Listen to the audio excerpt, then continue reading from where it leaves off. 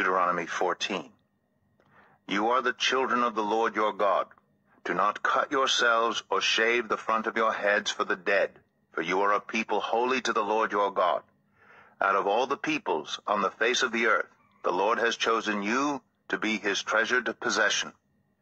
Do not eat any detestable thing. These are the animals you may eat: the ox, the sheep, the goat, the deer, the gazelle, the roe deer, the wild goat, the ibex, the antelope, and the mountain sheep.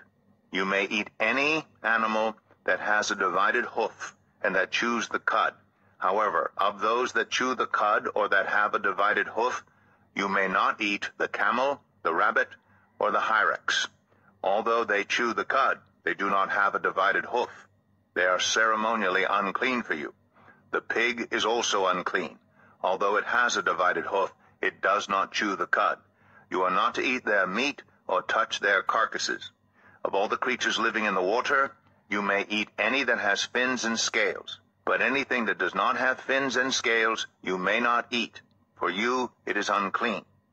You may eat any clean bird, but these you may not eat: the eagle, the vulture, the black vulture, the red kite, the black kite, any kind of falcon, any kind of raven, the horned owl, the screech owl, the gull, any kind of hawk, the little owl, the great owl, the white owl, the desert owl, the osprey, the cormorant, the stork, any kind of heron, the hoopoe, and the bat. All flying insects are unclean to you. Do not eat them. But any winged creature that is clean you may eat. Do not eat anything you find already dead. You may give it to the foreigner residing in any of your towns, and they may eat it, or you may sell it to any other foreigner. But you are a people holy to the Lord your God. Do not cook a young goat in its mother's milk. Be sure to set aside a tenth of all that your fields produce each year.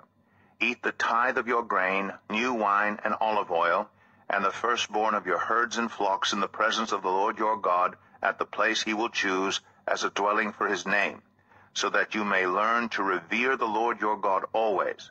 But if that place is too distant, and you have been blessed by the Lord your God, and cannot carry your tithe, because the place where the Lord will choose to put his name is so far away, then exchange your tithe for silver, and take the silver with you, and go to the place the Lord your God will choose.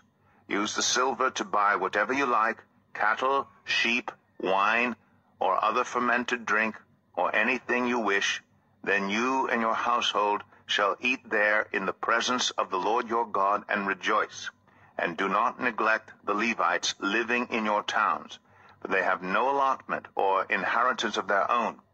At the end of every 3 years, bring all the tithes of that year's produce and store it in your towns, so that the Levites who have no allotment or inheritance of their own, and the foreigners, the fatherless, and the widows who live in your towns may come and eat and be satisfied, and so that the Lord your God may bless you in all the work of your hands.